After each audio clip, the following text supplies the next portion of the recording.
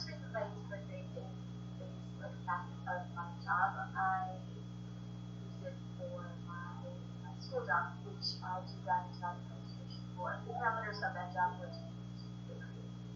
So I had to use it to like get using it. Something dramatic, because this thing where he's standoffish, then he gets upset that he's not being held. I have to get used to using it. I have to be very comfortable with it. And I did a big switch from PC and Android to Mac and iPhone a couple of months ago, just because with my job in graphic design, it's just much more difficult to work with others with it. AirDrop, just the whole interface of Mac and like iPhone and stuff, is much more conducive to design. Which really does like because this is great and I really like my OnePlus stuff more than my iPhone now. All that to say is that I started to get used to using Procreate instead of digital painting on a tablet. I still prefer, I way prefer digital painting on a tablet to Procreate, but I do really enjoy the accessibility for Procreate and go to school and work on projects, work on my own personal artwork, and then work on my student position. I like to do all of those things with Procreate. That was a huge long ramble about how much I don't like Procreate, but if you're like me, every person that finds it extremely difficult to use, these are some things that I noticed with Procreate users. And as somebody who's been digitally using for 10 years now, what I'm trying to say is that if you're really struggling with it, you don't understand how to use Procreate properly. I don't really love Procreate. I don't think it's easy to use, so you're not alone. Don't get too curious, but these are some things that I have found benefit. Workflow in Procreate much easier. And I can put out pieces that I do like that take longer than if I had done them on my tablet, using a regular drawing tablet, but that I still really like, and I still think they look good. A couple of specifications about the iPad that I have. I do have the iPad and the third generation of iPad, and my Apple Pencil is just the first generation of Apple Pencil. Yeah, it can show you what I specifically do. So first off, I think I should talk about the brushes that I do use. I have a couple brushes downloaded. The first one that I have is the Portrait by Doodle. I have all the brush pack links down in the description.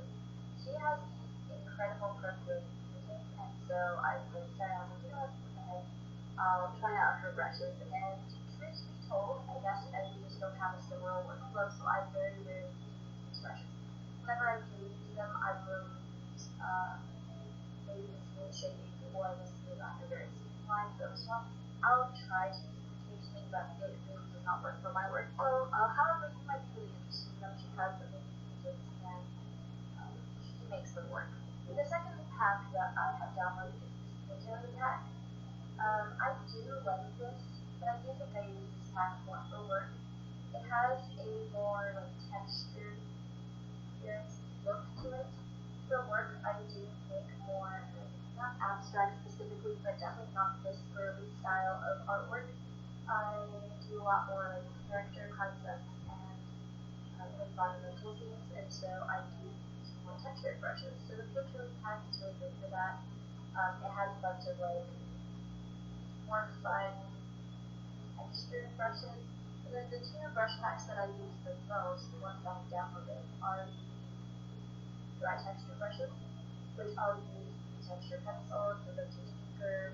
I use the vintage inker a lot for liner, such as this liner that I made for the sketch. I really do like the charcoal pencil, the crayons, like brushes, the thick brushes. Crayon shader, dry stone shader is incredible. I think this is such a cool brush. It looks like Jimmy, the graphic pencil. So I do definitely recommend that one. Then a couple of the other ones, the texture builders, the texture crayons, these I use both for work and for my own personal artwork, so I definitely recommend this dry textures pack. I think it's extremely versatile for a lot of different types of artwork. And lastly, the one that I use mainly for my digital painting effect, that look that I still get with Photoshop or Krita and a tablet, basically starts to spoil the pack. I really do like the wet silver, the wet bristle, the wet bright, all of these brushes. They're wet, so when they, slide into each other, just or into the tube or whatever it is on the thing. I personally hate like wet brushes in product or Pinterest or anything, but for tablets it is harder for me to work. I do enjoy wet brushes. I think they're easier for color coding, especially since when I am digitally painting, I'm always gonna have my finger on the control key so that I can put the eyedropper tool when usually it's in tandem, so like one stroke eyedropper, one stroke eyedropper, so I go really quickly. With the Apple Pencil, you have to hold down, wait for a second, then color pick, hold down, wait for a second, then color pick, so it's a little bit longer, just by a couple of seconds in the process to choose colors. So having that wet brush makes the whole process go much easier. That including the brush packs that I already have bought, I will use some of the other brushes that do come with the 360 and the pencil. These two for sketching. For airbrushing, I will use some of those just for the studio transitions, just to make my life easier. Those are kind of the three brushes that I do use from the ones that come with Procreate, but usually I use the dry textures and start with oils. Those two brush packs I personally love. So for my process for creating a painting, first off, I'll start off with the light sketch. I use a 60 pencil on the finger stroke. I will use a light color. See this layer is on full opacity, so the sketch that I made is at this really light tone. And this is just to make the thumbnail like a really rough drawing of where I want everything to be and how I want everything to look. And then after I do that, I will add a layer on top of that with a darker brush. I think for this sketch, I went in with a charcoal pencil from the dry textures pack, and I solidified the sketch where I wanted to go. Sometimes I'll just leave it at this level, but for this painting, I wanted to have a little bit more dimensional texture depth. So I added one last layer for adding a couple more details. So I wanted those going into a really nice little smooth. So this is what I have so far. After I use this layer, it's time to add the flat color to the sketch, work with the sketch a little bit, and then paint on top of everything to create the combination. So let's get into that. Using the combination of the brushes I talked about, I'm laying down the base colors, and for this piece, I wanted really dark Valentine's Day tones because this is the everywhere in the featured postcard, and I made this postcard and the stickers for this month for the Valentine's Day theme that I wanted to use to go through having rose. That's a really month postcard. I started by using mostly the Sargent's oil brush that plays 18, and so the way that I work, especially in Procreate, is I try to have all of the tones and colors laid down exactly where I want them under the sketch. So the layer that is above the sketch in those colors is to maybe soften all of the sketch lines and to bring the whole painting together. I don't need to paint over parts of the skin that have already been blended under the sketch layers. I just kind of work over the sketch to make sure that everything looks pretty good. And then lastly, I use some of the pencils to add highlights and most of the freckles just to add a couple of little details. You know how I read. And it was interesting with postcards, there are sticker designs that go along with this postcard, and the full Procreate 10 Max Code piece that you see at Confusion as well. It is going to be linked down in the description if you're interested. So yeah, that's everything else right now. I would really appreciate it if you let me know what you thought of this video, because I don't really know what to talk about for a Procreate video, so I just talked about brushes and 20 minutes, right? If you have any questions or anything you want me to go over more in depth, I will definitely make another Procreate video, and I just want to know what you guys want to know about Procreate.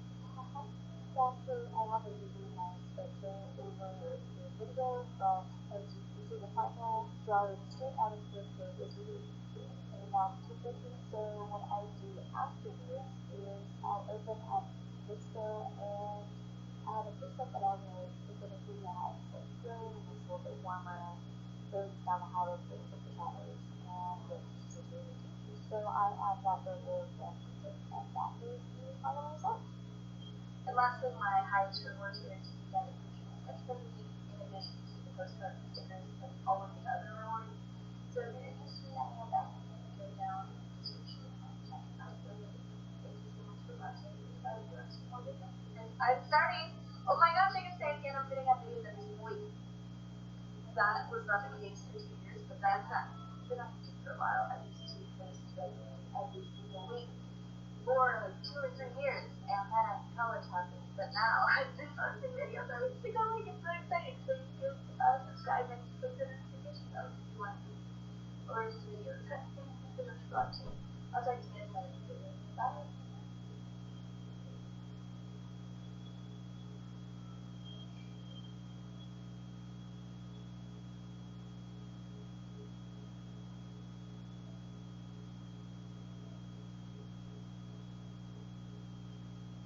Before starting the video, I wanted to explain the equipment. I use an iPad Air 3 from 2019. It was the first one Apple Pencil, and I use the app Procreate, which is available on the App Store for Apple devices for I think about 10 years. So this is going to be a brief tutorial on how I use Procreate with digital illustrations. Let's get into the video. Hi guys, and welcome to this drawing video. So a lot of you have asked for tutorials on my process and how I draw, so I thought I'd show you guys with this video. And we're going to be drawing Amanda's Made Us Draw This New Style Challenge for her 3K. So I usually start off with a circle to start off the face, and then from there I can map out the face outline. I decided to go for just a simple bust drawing, and here I am drawing starting on the hair. So I wanted to keep this whole piece simple and just highlight the details in her hair and, of course, the flowers. So all in all, I wanted it to be relatively simple except for those flowers and the hair. So this is me just sketching. I don't know what to say. But yeah, like I said, I decided to go for a simple bust, and it took me a while to decide on how to draw this hair. I was debating with myself for a long time, but I just decided to take inspiration from the original and follow those big, flowy, curly lines, as opposed to drawing the really straight ones. And this is still a very, very basic first sketch. I like to tweak it a lot, as you can see here. That's what I love so much about digital art, is that you can go back, tweak things here and there, even if you've already drawn it. So I like to make my head a bit smaller, I like to tweak the ankles again, and the facial proportions, and stuff like that. So here I am just finishing off the sketch, making some more adjustments. So that's kind of this is my very first fashion sketch, the walking out the hair, the face, bust, and all kinds of things. So now I'll move on to the facial features, and I'll just time-lapse that. So honestly, with facial features, I just learned through months of practice and experimentation and just absorbing all the really cool art that's on my feed. So I would suggest that you just practice with faces, especially watch a lot of YouTube tutorials. That's what I did. Just search, I think Proco, the YouTube channel Proco has some really, really great tutorials. That was my very first tutorial on how to draw heads, and that really helped me a lot. I think that's still the foundation for how I draw heads today.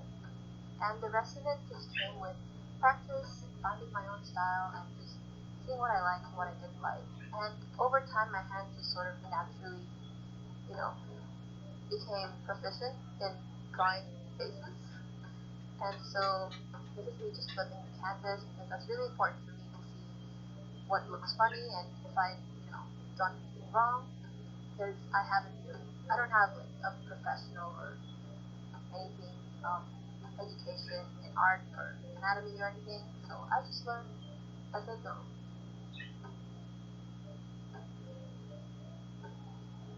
Okay, so this is the very first initial sketch.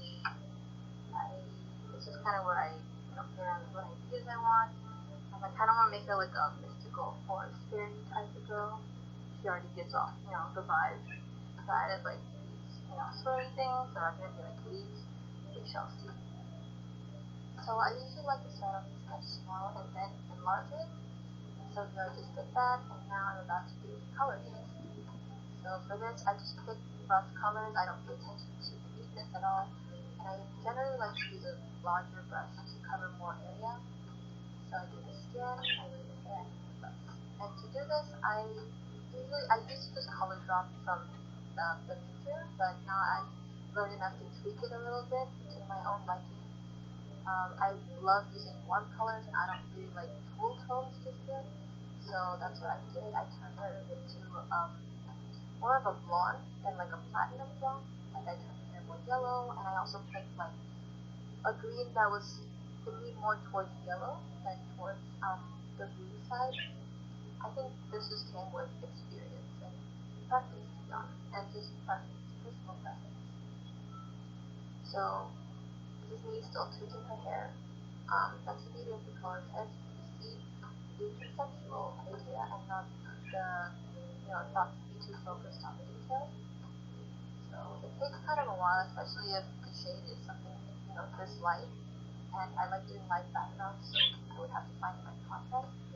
Here I'm also picking the eye color and also the lip color, as well as the shadows. This is sort of just basic guide to get me started, so I don't have to pick them all when I want to color in the final piece. So when I'm done with all of that, I group all the color test layers and just wrap them up. Then I rename them as color test just to make it easier for me. And I just stick it and put it on the top right corner. And then next, I would just turn the layer to multiply the sketch layer and turn the opacity all the way down, and then just use that as a base to do my clean line art.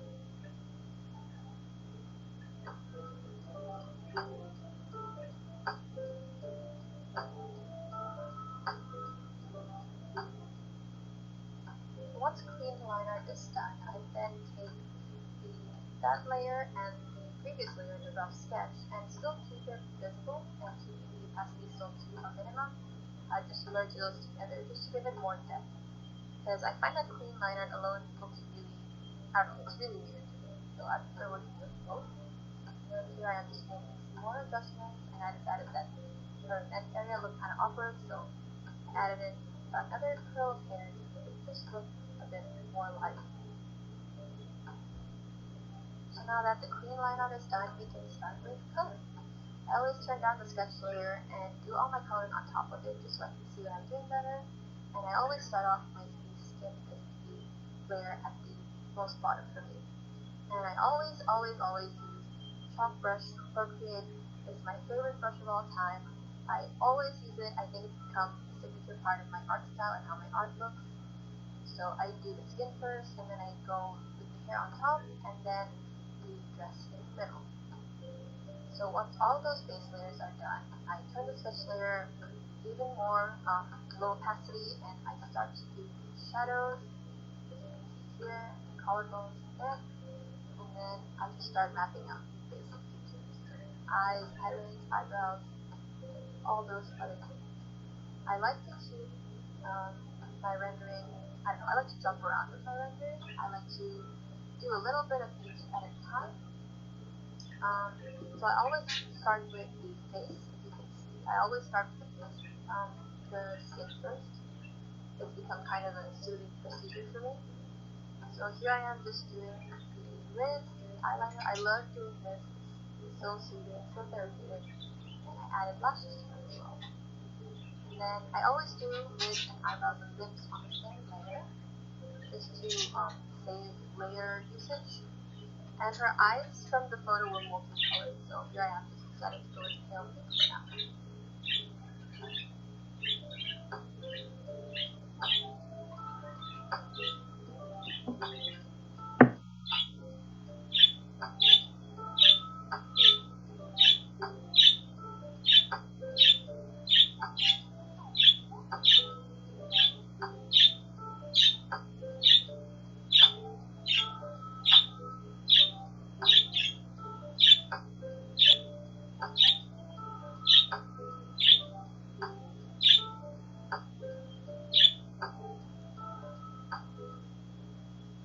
So once the facial features are done, I move on to the hair.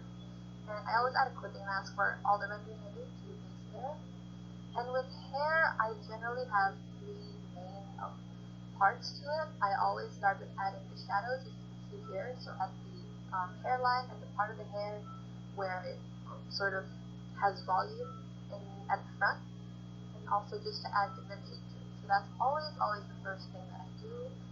It's just the first step in making it look a little bit more rendered.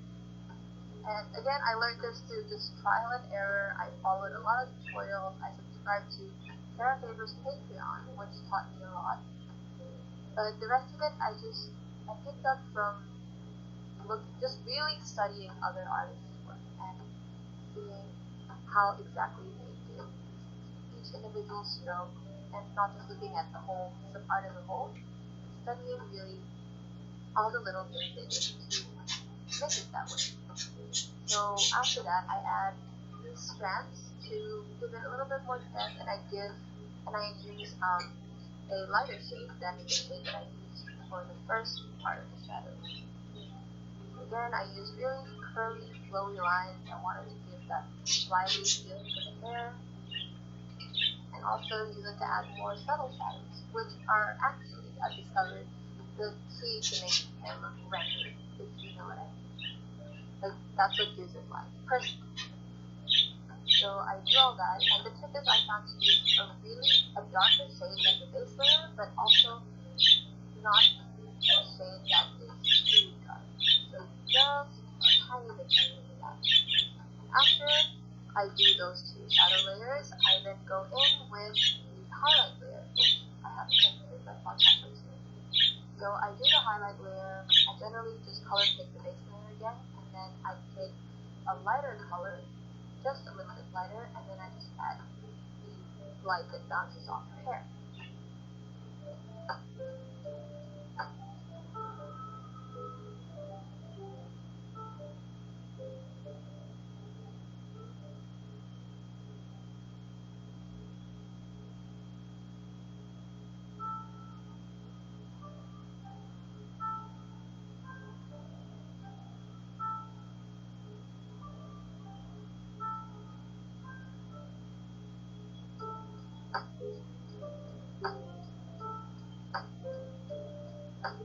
So after I do all that basic rendering on the hair, I go in with the shadow color and add more detail to the skin. So the face, the bust area, I add more shadows under the hair to make it more realistic.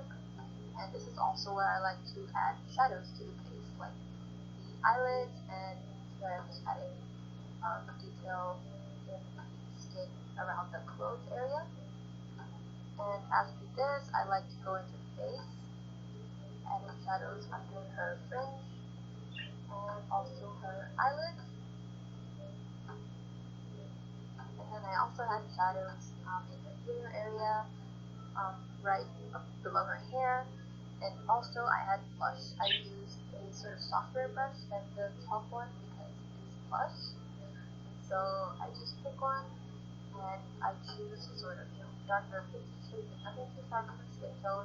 And then I just go over it really softly across her cheek area.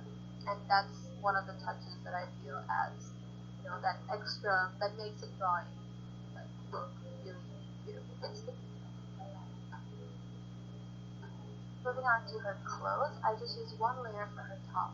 And to render that, I just added some dark green for the shadows under her bust, and also a lighter shade of green just to add an overlay and some light bouncing off. I often do the eyes as one of the last parts of the process, so I just do the alpha lock and just draw them.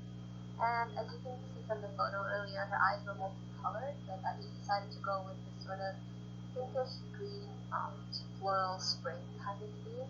So I made her eyeballs just pink with gradients of yellowish green at the bottom to give like kind of a glowing effect. It looks a lot more magical this way. This is what I did, and I also add a multiplied layer right above it. I set it to really low opacity to add the shadows from her lid.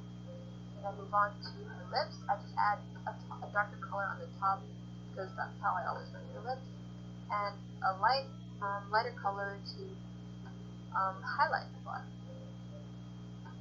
And that's basically it for eyes and lips. That's all I do. So at this point, all the basic rendering has been done, and now I'm just moving on to sort of finishing touches. So as you can see, I'm adding an overlay layer and highlighting the edge of her jaw, and I will also do touches on her hair. So this is one of my favorite parts of the process. I add individual strands that curl out, like you can see on real hair, and this is one of the keys that I find that makes the drawing look so much better, so much more alive, more dynamic. Like have the hair sort of defy gravity. I know it's not realistic, but it's not. So this is what I'm doing right now. I just add some gaps to make it look like there are, the hairs, not just one big block of hair, because that's not realistic. So I'm just adding. I just use the erase tool, and I just go in to the base layer, and I erase the parts that could use gaps, and I add the basic strands. Not really straight too far from the original shape, but I feel like that's what gives it the most life. That's what adds that X factor to a drawing.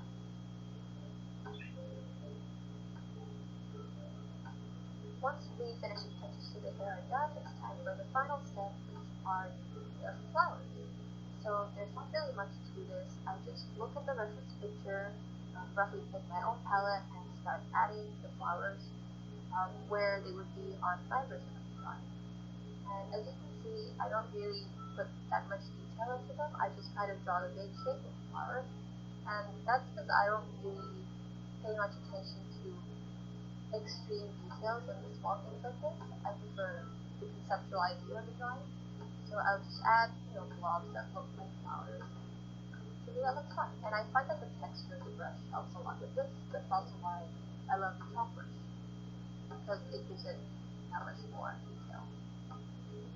So I'm just adding the flowers here, referencing with the picture.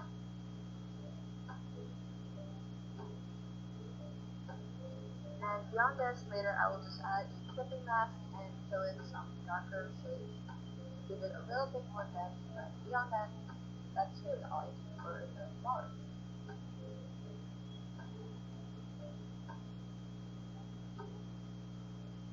And then my favorite part is to draw these vines or leaves that are growing out of it. I think it just completes the drawing, and I think this is just an amazing character design.